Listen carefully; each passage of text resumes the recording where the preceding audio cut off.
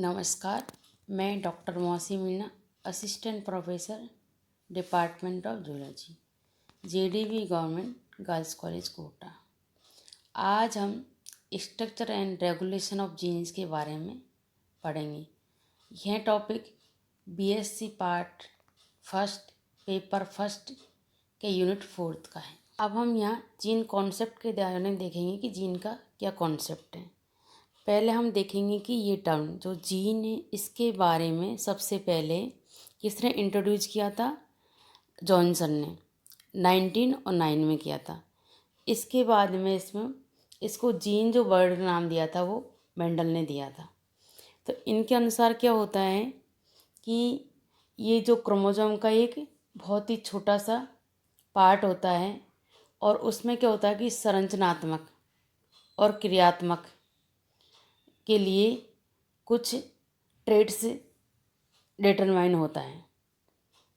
इसलिए जीन को क्या है कि रचना और कार्य की एक यूनिट भी माना गया है। ये जीन क्या है कि ये क्रोमोसोम पर स्थित होते हैं और ये एक जनरेशन से दूसरी जनरेशन में पेरेंट्स के द्वारा दूसरी ऑफस्प्रिंग या संतति में ट्रांसमिटेड होते हैं। अब हम यहाँ मॉलिक्यूलर स्ट्रक्चर ऑफ जीन या जीन की आणविक संरचना के बारे में देखेंगे कि इसकी आणविक संरचना कैसी होती है। तो इसकी मॉलिक्यूलर स्ट्रक्चर को 3 भागों में बांटा गया है। फर्स्ट रेकॉन, सेकंड म्यूटॉन और थर्ड सिस्ट्रॉन। तो यहाँ हम देखते हैं कि रेकॉन क्या होता है।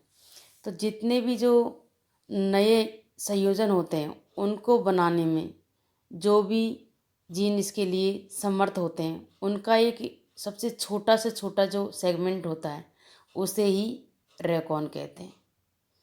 और ये क्या होता है कि ये क्रोमोसोम का सबसे छोटा जो सेगमेंट होता है उसको क्रॉसिंग ओवर के समय इसको एक्सचेंज में काम आता है। अब स्ट्रक्चर ऑफ जीन का सेकंड पार्ट है म्यूटॉन। तो म्यूटॉन कहते हैं कि उत्परिवर्तन के माध्यम से ही जीन को डेफिनेशन को समझा जा सकता है। जो जीन म्यूटेशन द्वारा भी क्या होता है, इसके जीन म्यूटेशन के द्वारा ही एलील्स का फॉर्मेशन होता है। तो पहले हम क्या देखेंगे म्यूटॉन किसे कहते हैं। तो जीन का क्या होता है, म्यूटॉन एक बहुत ही छोटा पार्ट होता है, स्मॉल पार्ट होता है। और ये स्मॉल पार्ट जो कि म्यूटेशन द्वारा किसी विशेष ट्रेड्स को चेंज कर देने की कैपेसिटी रखता है। तो ये ट्रेड को चेंज करने की कैपेसिटी करने वाले को क्या कहते हैं, म्यूटॉन कहते हैं। और म्यूटॉन बहुत बड़ा भी हो सकता है, किंतु इसकी जो लास्ट लिमिट होती है वो कितनी होती है, 1 न्यूक्लियोटाइड यूनिट के बराबर होती है। अब हम स्ट्रक्चर ऑफ जीन का थर्ड पार्ट है सिस्टोन। तो सिस्टोन के बारे में देखेंगे सिस्टोन होता क्या है। जैसे कि इसकी डेफिनेशन से ही शो हो रहा है कि सिस और ट्रांस जो परिघटना होती है तो ये 2 फैक्टर द्वारा शो होती है और इन फैक्टर्स को ही क्या कहते हैं, फंक्शनल यूनिट समझा जाता है जो सिस्ट्रॉन कहलाता है। जैसे इसके एग्जाम्पल के तौर पर हम देखते हैं कि जैसे किसी म्यूटॉन की अगर हम रेखीय लाइंस वाला एक जीन बी एक विशिष्ट कार्य करता है और म्यूटॉन्स 2 ग्रुप होते हैं, B1 व B2 का फॉर्मेशन करते हैं। तो इसके जो युग्म विकल्पी होते हैं वो रेसेसिव जीन बी में एक संगत समूह B1 और B2 हैं और ये म्यूटॉन समूह जब एक ही सेम गुणसूत्र पर पास होते हैं तो उसको तो क्या कहते हैं, सिस। और अगर ये दोनों ही अलग अलग पे होते हो तो उसको कहते हैं ट्रांस। तो सिस्ट्रॉन मतलब सिस और ट्रांस इवेंट्स दोनों ही इसमें पाई जाती। तो यहाँ हमने क्या देखा कि एक जीन की मॉलिक्यूलर स्ट्रक्चर में 3 पार्ट्स होते हैं। जैसे कि एक जीन में कई सिस्ट्रॉन होते हैं और एक सिस्ट्रॉन कई रेकॉन से बना होता है और रेकॉन भी एक या इससे भी अधिक म्यूटॉन द्वारा बने होते हैं। तो इस प्रकार ये एक जीन की स्ट्रक्चर के मॉलिक्यूलर पार्ट है रेकॉन, म्यूटॉन और सिस्ट्रॉन। जीन की संरचना के बाद में हम क्या देखेंगे, अब रेगुलेशन ऑफ जीन या जीन नियंत्रण के बारे में देखेंगे। तो जीन के नियंत्रण के पहले इसके बारे में एक ऑपरेंट मॉडल दिया था। तो वो ऑपरेंट मॉडल किसने दिया था? एफ जैकब एवं जे मोनार्ड, इन दोनों साइंटिस्ट ने मिलकर 1961 में। ई कॉलाई एक आंतरीय बैक्टीरिया है, इसमें जीन की अभिव्यक्ति के लिए एक क्रियाविधि प्रस्तावित की थी। तो इन्होंने ये दिया, इसको लैक ऑपरेंट मॉडल कहते हैं। तो लैक ऑपरेंट मॉडल में इन्होंने इसको दो भागों में, दो प्रकार के जीन्स द्वारा ये शो होता है। तो फर्स्ट वाला कौन सा है? एक्स्ट्रल जीन्स या संरचनात्मक, और सेकंड कंट्रोल जीन्स या संचालक जीन्स। इस डायग्राम के द्वारा हम देखेंगे कि ऑपरेंट मॉडल में वो कौन कौन से जीन्स हैं जो अभी हमने देखे थे, एक्स्ट्रल जीन्स और कंट्रोल जीन्स। तो सबसे पहले जो डायग्राम में दिख रहे हैं कंट्रोल जीन्स, और इधर की साइड S1, S2 और S3 ये कौन से? एक्स्ट्रल जीन्स। और कंट्रोल जीन्स में रेगुलेटर जीन्स, प्रोमोटर जीन और डिटेक्टर जीन्स, ये 3 प्रकार के होते हैं, और टोटल मिला के ये 6 प्रकार के जीन्स हो गए।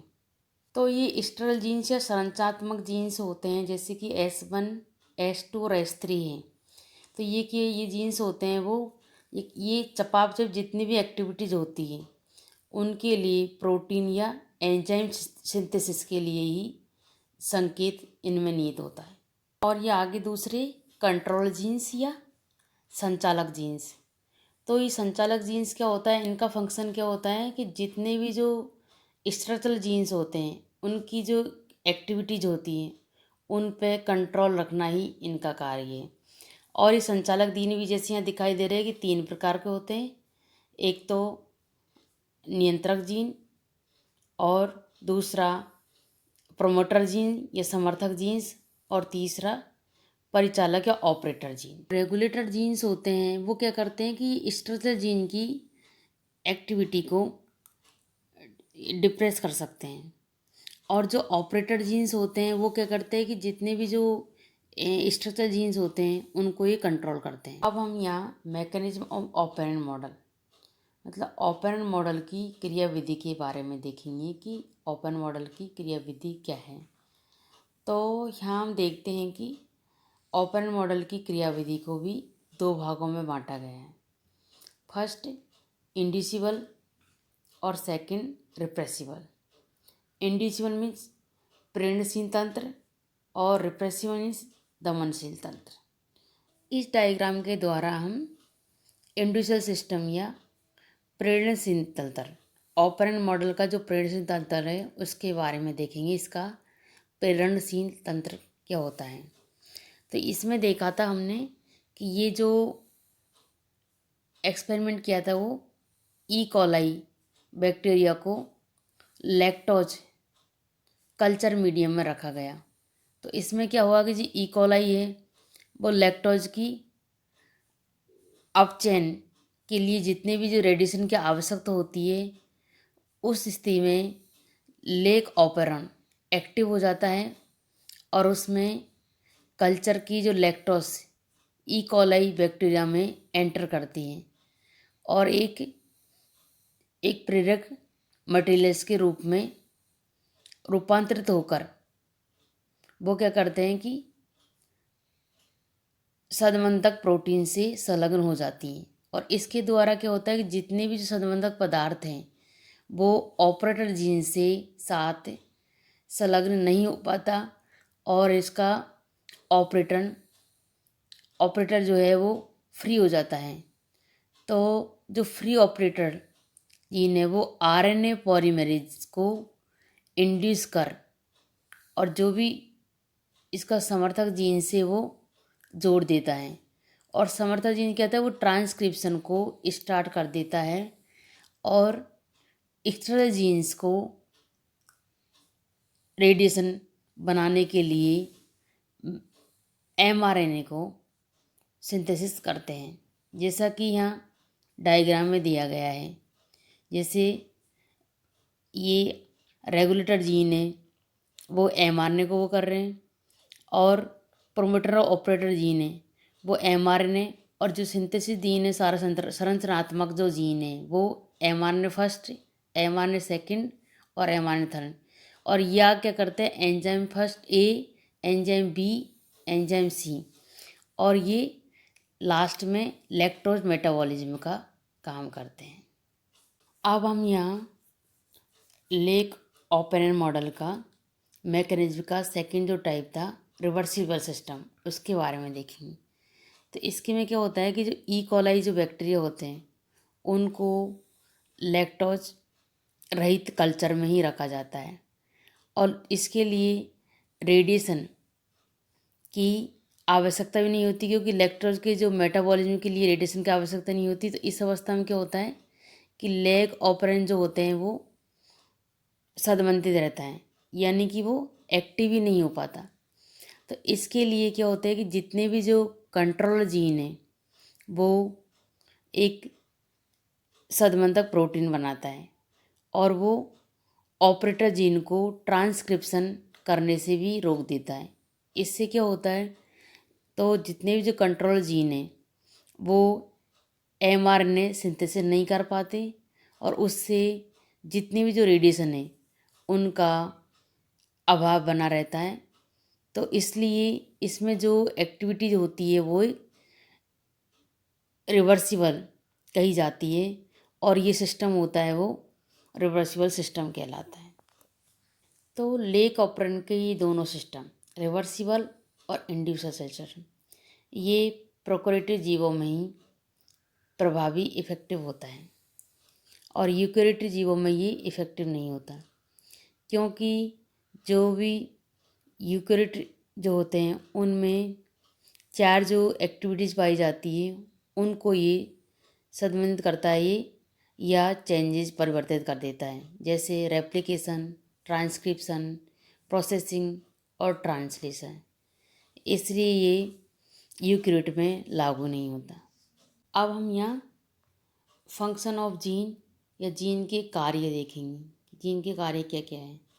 तो इसको 2 भागों में बांटा गया है, one gene one enzyme theory, और one gene one polypeptide theory. तो एक जीन एक विकिर सिद्धांत में क्या गया है, इसमें सबसे पहले बीडल और टोटम ने 1948 में प्रस्ताव किया था। और इसमें क्या कहा कि एक एंजाइम का जो सिंथेसिस एक जीन द्वारा ही होता है। तो यह जो इनकी वो थी थ्योरी, ये एक जीन एक रेडिएशन द्वारा परिकल्पना कही जाती थी। तो इसमें क्या है कि बीडर और टोटम ने जो one gene one enzyme theory थी वो किसमें किया था, न्यूरोस्पोरा के बीजाणुओं को एक्सरे से उद्भासित करके और उनकी जीनिक म्यूटेशन उत्पन्न किए थे। और उसके बाद में क्या हुआ कि इन बीजाणुओं के माध्यम में बाद में कई वर्गों में जर्मिनेशन कराया। तो जो फर्स्ट में क्या हुआ कि बीजाणु आर्जिनिन द्वारा सिंथेसिस नहीं कर सके, इस कारण से इनको जैसे एक एंजाइम माना गया कि एक एंजाइम E1 एंजाइम उत्पन्न नहीं हुआ, और जीन म्यूटेशन के कारण E2 एंजाइम भी नहीं बन पाया, जो कि आर्थिनिन को साइटोलिन में बदल देता है। और इसी प्रकार जो तीसरा जो क्लास थी उसमें E3 या E3 एंजाइम नहीं बनने से ग्लूटामिक अम्ल पर आर्थिनिन बनाने की जो रिएक्शन होती है वो भी नहीं हो सकी। इससे ये स्पष्ट हो गया कि एंजाइम का जो कंट्रोल है एक जीन द्वारा ही होता है, और अगर वह जीन म्यूटेट हो जाता है तो वो जो पर्टिकुलर जो एंजाइम है वो नहीं बन पाता।